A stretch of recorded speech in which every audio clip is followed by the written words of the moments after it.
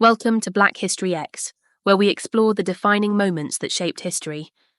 In this episode, we take a closer look at one of the most powerful protests in sports, the Black Power salute at the 1968 Olympics.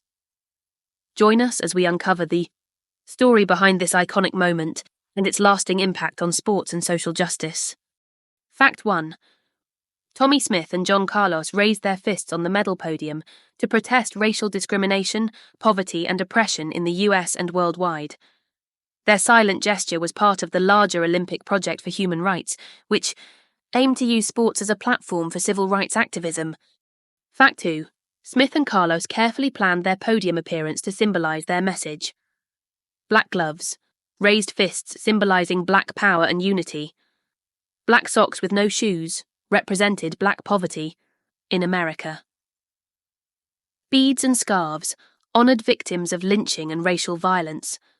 Smith later described the moment as a human rights salute, not just a black power gesture. Fact 3. Australian runner Peter Norman, who won silver, supported Smith and Carlos by wearing an Olympic Project for Human Rights badge on the podium. Norman was deeply opposed to racism in his home country and stood with his fellow athletes, despite knowing it could have consequences. Years later, he revealed, "I couldn't see why a black man couldn't drink at the same water fountain as a white man." Fact 4. Smith and Carlos were banned from the Olympics and faced threats, loss of jobs, and social isolation back in the US. Peter Norman was also ostracized in Australia, left out of future Olympic teams, and faced professional setbacks for supporting the protest. Despite the backlash, their act became one of the most defining moments in the fight for equality in sports. Fact 5.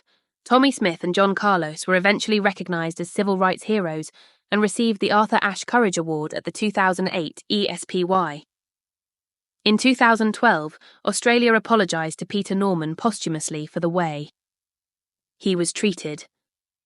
A statue of Smith and Carlos now stands at San Jose State University, but Norman's podium spot was left empty, symbolizing his vital, yet often overlooked role in the moment.